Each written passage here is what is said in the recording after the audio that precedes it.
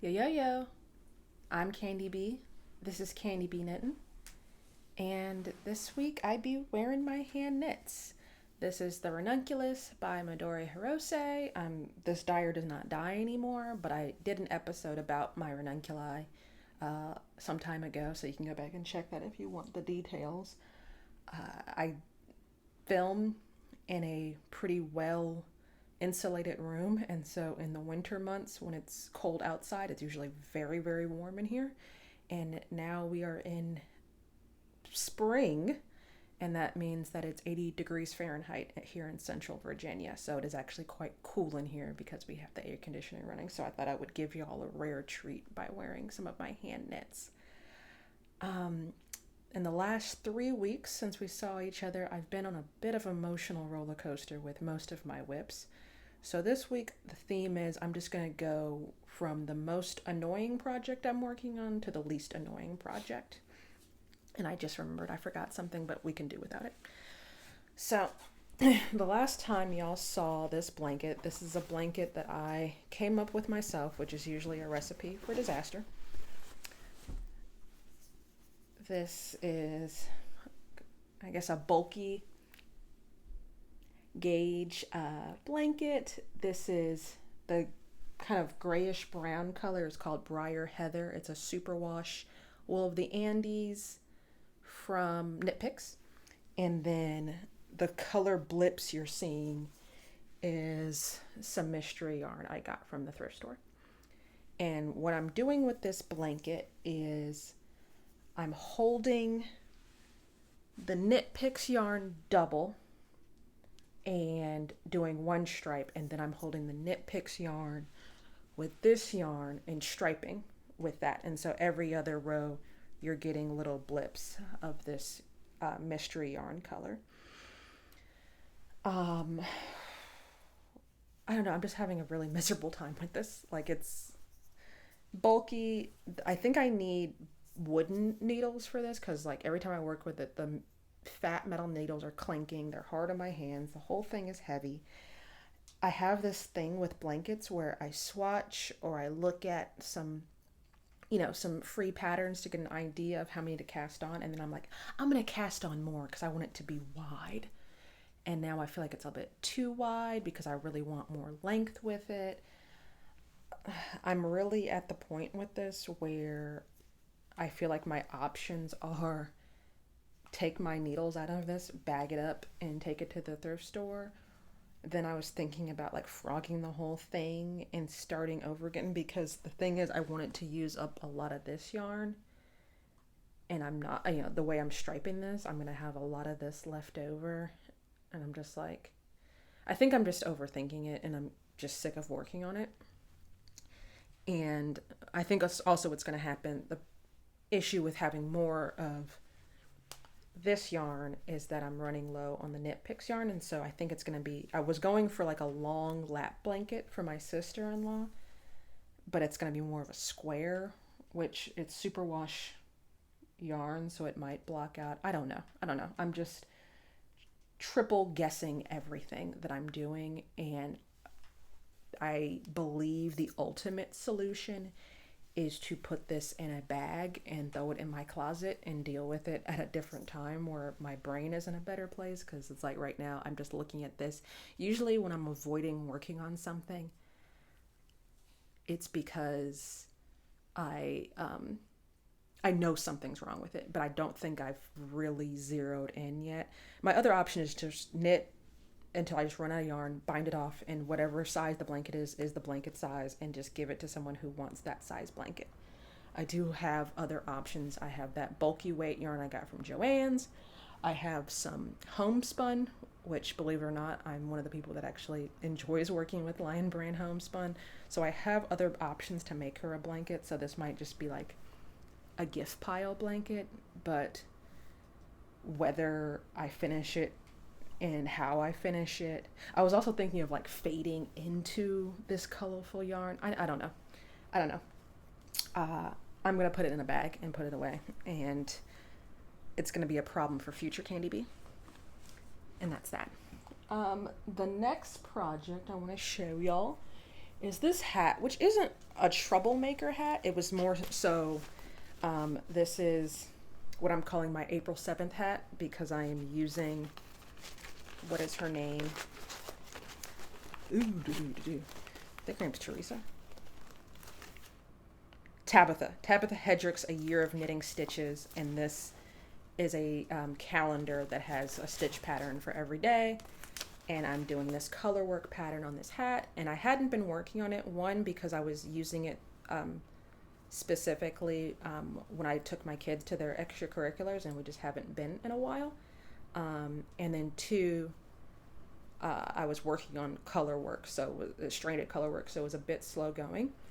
But this weekend I was working on it, and the color, I'm totally improvising this hat. This is a bulky weight Patton's hat, and then the contrast color is a Stitch and Story that I dyed with Kool-Aid.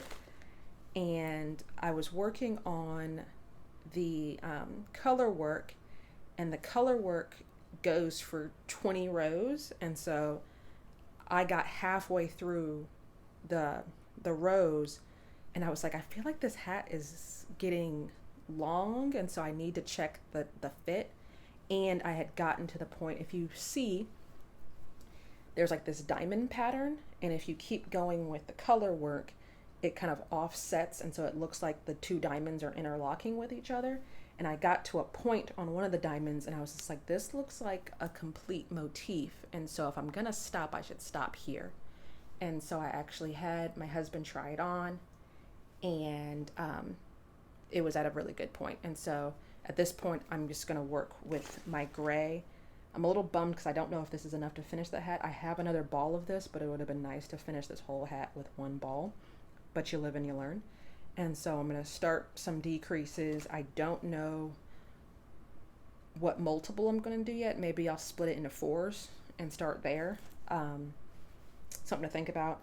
And then I'm probably going to do a pom-pom out of this, and then I have another ball of this too, so there might be a whole nother hat that is this, just a solid of this. And then this is just going to go into my gift pile. Then we're getting more and more positive. I have my shawls. I've been working in tandem. We're going to go here first to my 28 Bridges tote bag, and we're going to talk about my Exploration Station by Stephen West. The last time y'all saw this, I was almost finished with the slip stitch section. I got the little progress keeper here. Since we've seen each other, I did another color A repeat, then it goes into this simple stripe section, and now I'm on the final section, which is chevron shenanigans. And this is the right side or the wrong side? This is the right side, okay. And it's just chevrons, double decreases with some eyelets with color A, and then you bind off. And last time y'all saw me, I was not super jazzed with the slip stitch. I did not enjoy that section at all. Then I went into this garter stripe, and when I cast this on, I told y'all how I selected my colors, and I knew this is a Queen's, Queen's yarn. Oh no, this is Passionettes in yellow, and this is a Haynes House yarn in hibiscus. And I knew that these colors were going to be together, and I was like, that's really interesting. I really like that. This is like a very pale pink with pops of like a bolder pink color, and then it has like the slightest tinges of orange, because I guess it's supposed to evoke hibiscus tea. And then this is obviously yellow with some orangey yellows. And I like the colors together, and they give like this, they remind me very much of like a pink lemonade. Literally pink lemonade. And but as I was knitting it, I was just like, I don't like this. And I've since gotten over that feeling, but just I think what happens is like every step of the way, I just doubt myself, doubt myself. I think what I'm going to do next time I work a shawl like this where there's like sections and colors are going here and there is that I'll just do like a quick swatch of each color in each section to see how they look together. Now I'm fine with it, but for some reason when I was knitting it, I was just like, I guess I'll just finish this and maybe I'll end up just frogging it in a year after wearing it. But now I think I just was in a mood. I think I was just in a mood. But I know I never say never, but this is the reason why I have yet to do a mystery knit along. This was a mystery knit along shawl, and I am that person that's like, oh, maybe I should put this color here. I feel like he usually does give you some guidance of how to choose your colors and which colors should go where. I did not see that video for this. I guess I could look up the mystery knit along YouTube video for that year. Too late now because I've already picked my color placement. I knew I wanted color A, these stripes, to be like my boldest color, but yeah, the mystery thing, I would rather just do my own thing. But now, yeah, like I said, now I'm happy with it, and I'm happy to be done with it. Like I said, I'm on the last section, and it's just chevrons. It's very repetitive. You can really tell where your eyelets are supposed to be, where your decreases are supposed to be. There's a couple of stitch markers there. I have my color A, and I think what I'm going to do is they have you do a certain amount of repeats of the chevron, and I think what I'm going to do is after I finish the repeats that are in the pattern, I'm going to get to the last repeat that's in the pattern, weigh my yarn, do the last repeat, weigh my yarn again, and see how many more repeats. So long story short, I'm just going to knit the bottom section until I run out of this yarn, because there's not really a good reason for me to have this leftover yarn. It's a beautiful color. This is a Zen Yarn Garden, which is now discontinued, but yeah, might as well just I like to use up as much as I can, and it'll make the shawl nice and big for me. And then I'll probably just leave, like, there's an I-cord bind off, so I'll probably use, like, someone told me something like 3 to 6 times the amount of yarn to use for a row is how much you should leave for an I-cord bind off. But usually it works out for a shawl this size. It usually works out to be, like, if I leave 20 grams, that's more than enough. And I think I'm going to get a lot more repeats out of this. And so I don't mind having like a little nugget left over, but I would hate to have like a huge chunk of this yarn left over. That being said, today's April 5th.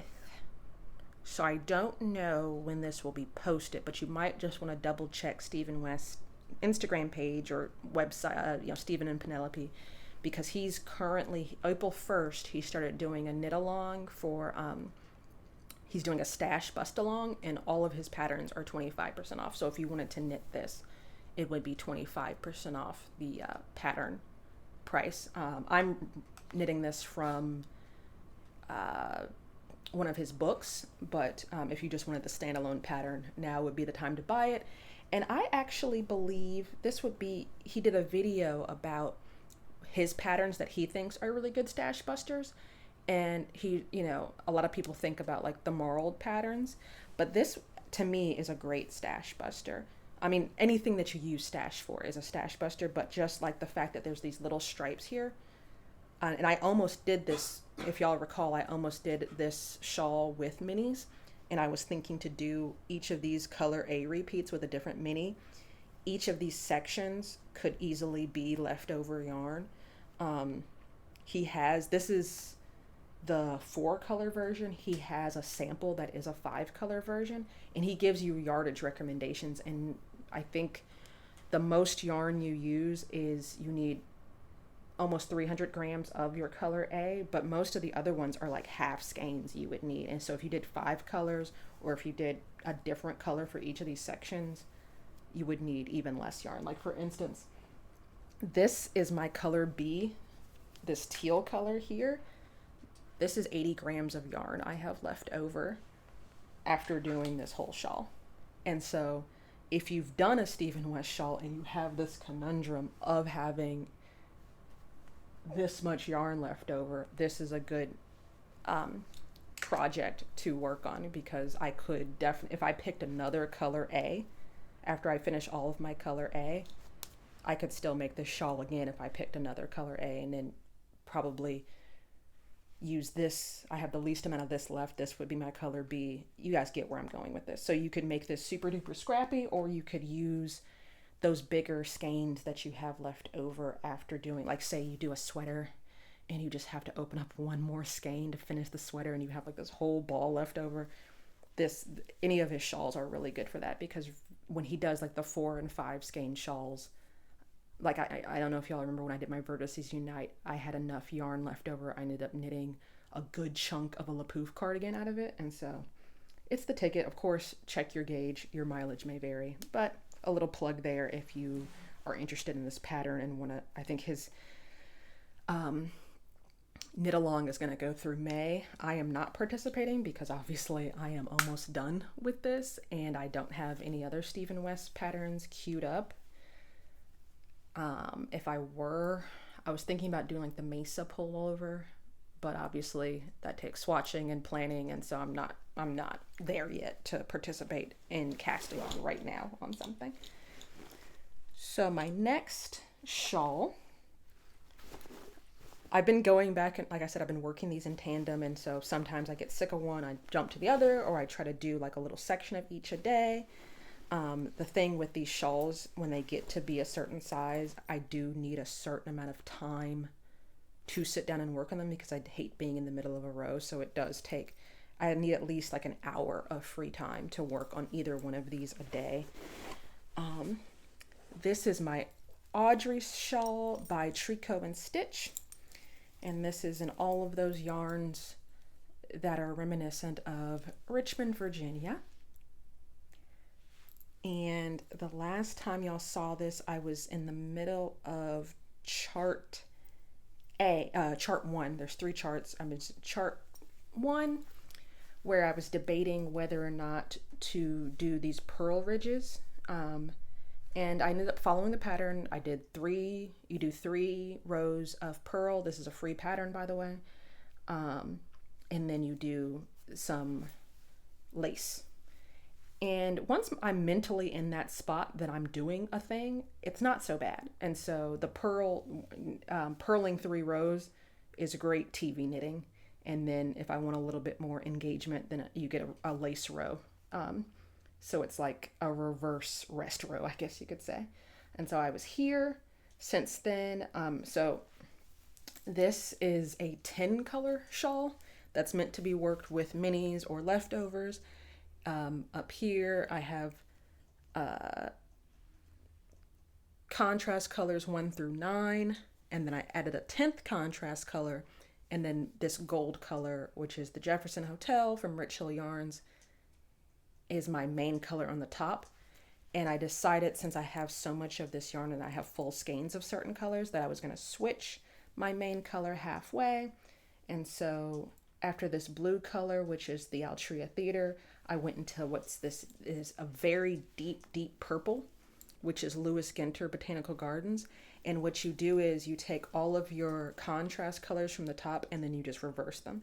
And so the Altria, which is the color I added as contrast color 10, is the line of demarcation.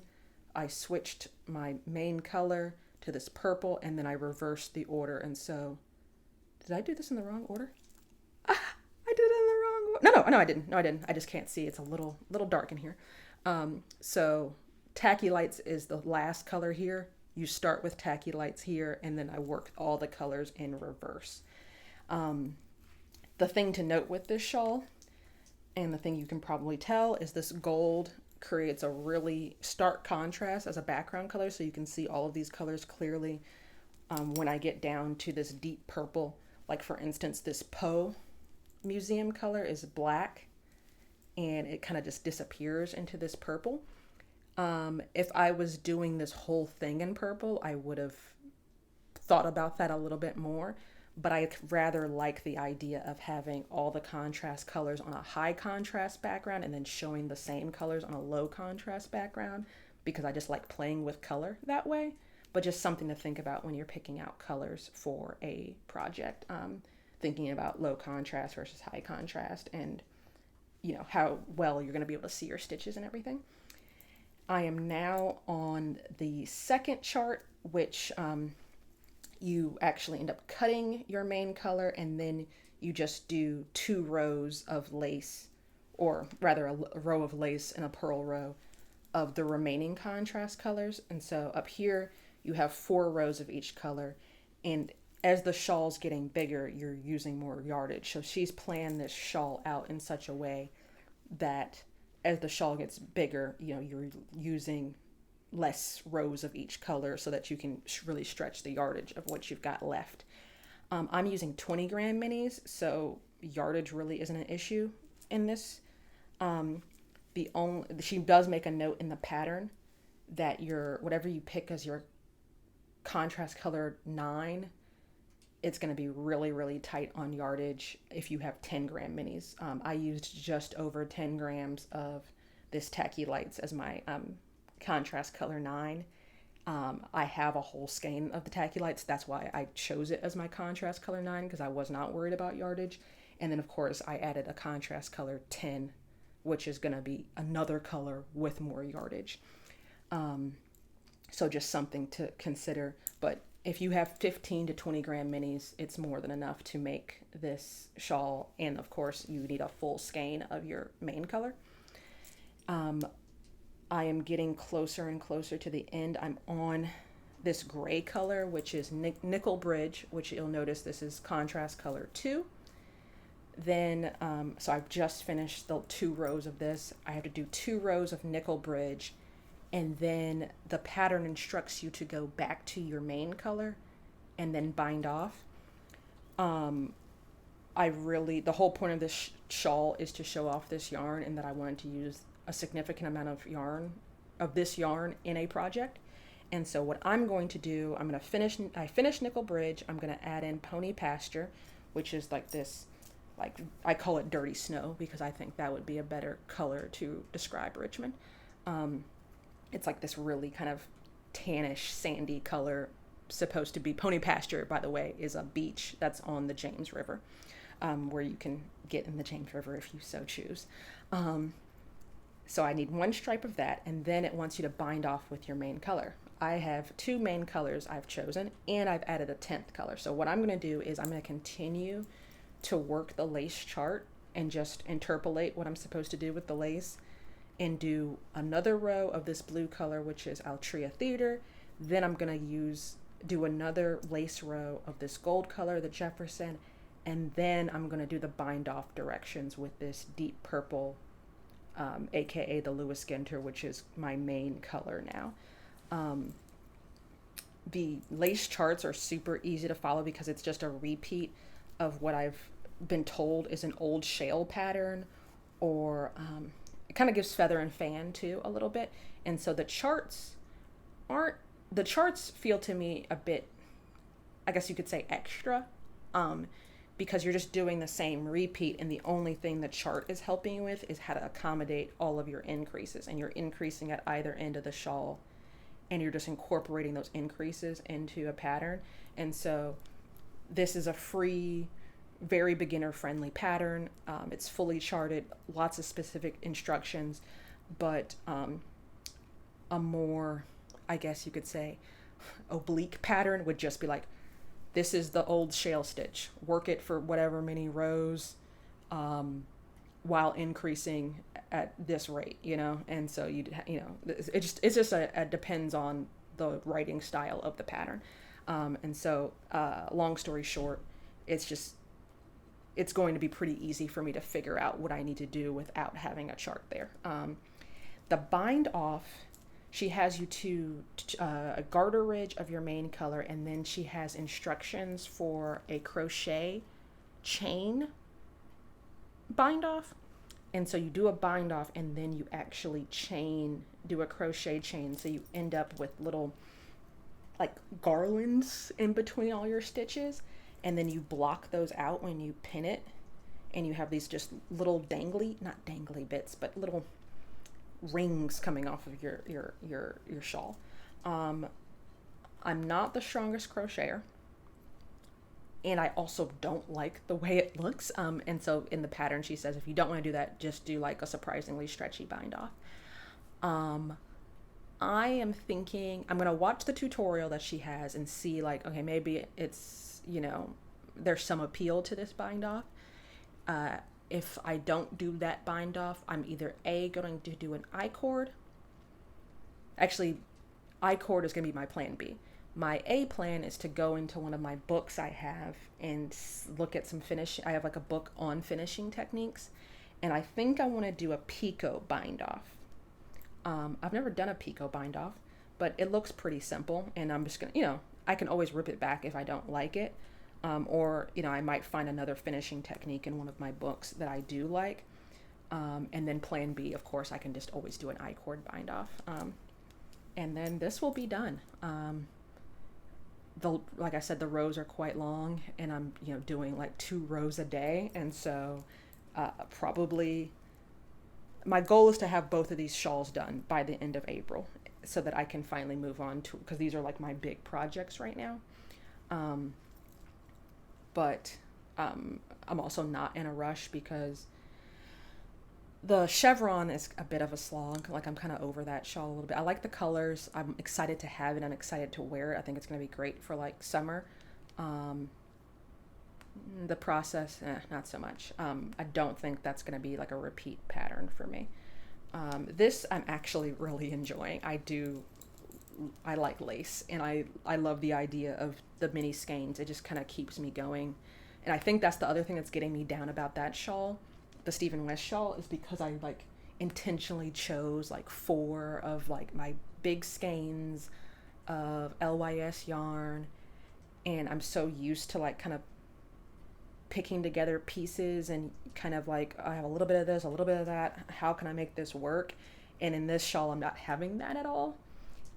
Which is nice not to have to like worry and like, oh, do I have this and can I go to the thrift store and get this? But at the same time, that's actually one of the things I really like. So I'm really enjoying working with my mini skeins.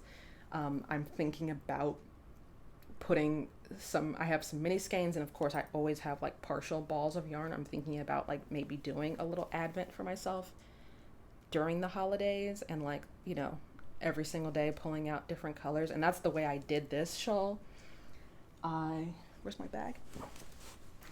I put all of my minis in this bag and just pulled them one at a time, and then I put them in this bag when I was done with them. And then now that I'm working the opposite direction, I'm putting them back in the original bag. And so when I'm done with this, I'll have a little sack, and I think I'm gonna end up probably making a pair of socks for myself out of all the minis I have left over. But I just dig the idea of this shawl. With some of the other mini skeins I have. I think that'll be a lot of fun.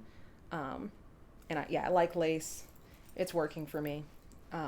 Can't wait to wear this either. This is probably more of a fall situation color-wise, but you can't go wrong wearing a Richmond shawl around Richmond.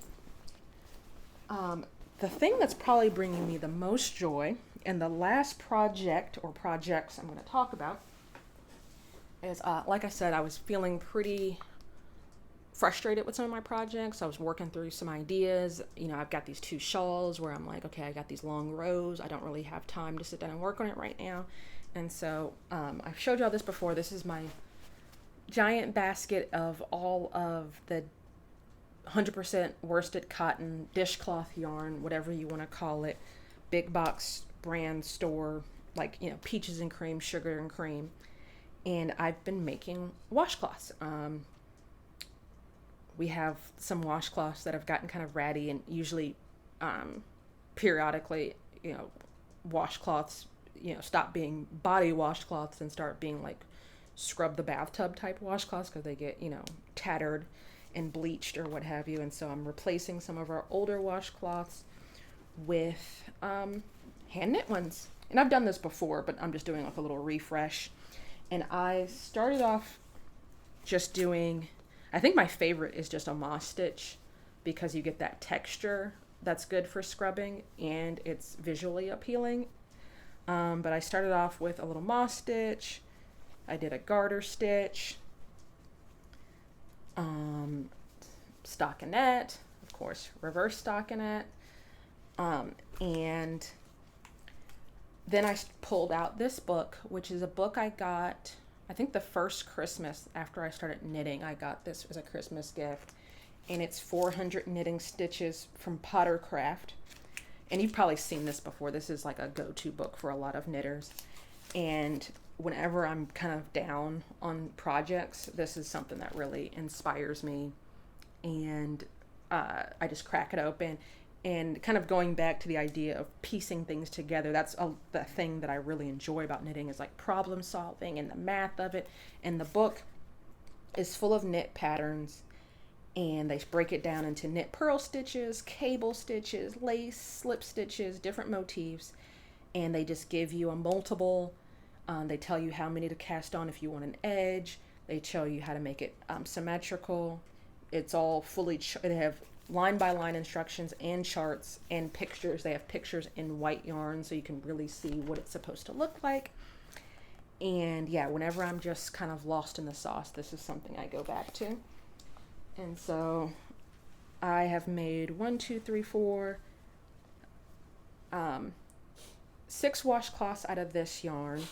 And then I did a garter stitch, a garter ridge pattern, a purl ridge pattern. There's some broken ribbing, I think this is. And of course, if you want to see detailed pictures when I do my finished objects, I'm trying to do 12 altogether. And so when I do all 12, this will be one finished object for me rather than taking individual pictures of 1x1 washcloths. I know the stitch definition isn't great with me, like being like, this is like a basket weave pattern. And this is an Andalusian stitch. There's like 3 riffs on an Andalusian stitch, and this is the first one, and I'm going to do the other ones. I think this one is definitely a winner because there's a lot of, like, with the moss stitch, it's constant knit and constant purl. With the Andalusian, there's just like little blips of purl with a lot of knitting. This is another riff on a basket weave pattern. And I also like it because it's like a washcloth. Obviously, my family's going to wash their dirty bodies with it. I'm sorry. But it's for me. It's for me to do something nice. You know what I mean? Like, it's like no pressure. My family does appreciate it. They do like the hand knit washcloths, but even if they didn't, I would still make them. I get satisfaction out of, you know, making something pretty, even if it is for a very practical use. So lots of pleasure from that. I've got a couple of more balls of yarn to go. And then of course I have this whole basket, and I'm thinking I also, because there's some, that's the other thing too, thinking through what stitch patterns work best for washcloths, because you have to think about proportion. You have to think about how many, pattern repeats you can get in a, maybe 6x6 square, and make it square. And so there are some motifs in here that I do like, but they don't necessarily work for a washcloth. They need like a bigger space. And so I was thinking about doing hand towels for my kitchen because, speaking of my filthy family, if you live with, I have 2 small children, and I have a husband, and I have myself too. I'm not saying I'm perfect, but you go to the kitchen and like, you just want to wash your hands really quick, and you don't want to necessarily, waste paper towels. And every towel in the kitchen is like got some mysterious stuff on it, or it's wet for some reason and you're not sure what it's wet from, or it just looks nasty because it may be dry and it may be clean, but it's just been washed 11 times and it's got stains all over it. I'm sorry if I'm TMIing y'all. But long story short, I think it would be nice to have just a couple of towels for myself in the kitchen that I know are clean and just for me to dry my hands on, and then I can kind of explore some of those bigger stitches. Obviously, I have this whole basket here. I've got cones of cotton. I've got scraps from dishcloths that I finished long ago. I've got the leftover cotton from those bibs I made. Then a good friend of mine the other day, I don't think she watches me, but she just like, I guess she sensed my angst and was just like, you like working with cotton, don't you? And she was like, I came across this cotton, you want it? And so she gave me a little bag of some sugar and cream cotton, and it's like kind of Eastery, so it's that time of year. And so I was like, oh, now I have more cotton. I'm actually considering maybe making an apron for myself, which if you know me, you'd be like, huh? But I think that's what you use an apron for, because I used to be like, why do people have aprons? Like if I get dirty in the kitchen, I'll just like, I'm wearing a t-shirt, I'll just go change my clothes. But it would be nice to just have like a little something around my waist and just dry my hands, I wash my hands a lot when I cook. You're handling raw meat, and then you go into the trash can, and then I'm touching my phone because I'm trying to look at a recipe. So I end up washing my hands a lot, and so I think a little something around my waist would be really cute. I don't know. Hit me up if you have some apron patterns that are knit apron patterns. I think I might be able to like do part of it in knit and like sew on a waistband, because I feel like a knit waistband might like stretch out too much. I think I know enough to be dangerous in that respect, but let me know. Last but certainly not least, I wanted to show y'all something I came across while I was cleaning the kitchen. We have like these cabinets that go around the corners, so like things get like tucked into corners, and I was going to find a towel, and I came across this bag. And some years ago, I don't remember what year it was, for our anniversary, Mr. Rulin and I went out to dinner, and we're not heavy drinkers, but when we go out, we like to buy a bottle of wine to commemorate the occasion, and it was our anniversary. And so we opened a bottle, we had a little bit left, and so they gave us this bag. And y'all probably know this trick already, but take a look at this bag. It's for wine, but it's got 4 separate holes in it. And I saw this bag and I was just like, I'm not a big drinker, but this would be perfect for a 4-color shawl pattern when my yarn balls are going all over the place. Or you could cake up a bunch of yarn and just stack them up and like use this as storage. And it has like a little pocket on the front. The front has like the restaurant name, and I'm not really trying to endorse it was a fine restaurant, but this is not what this show is about.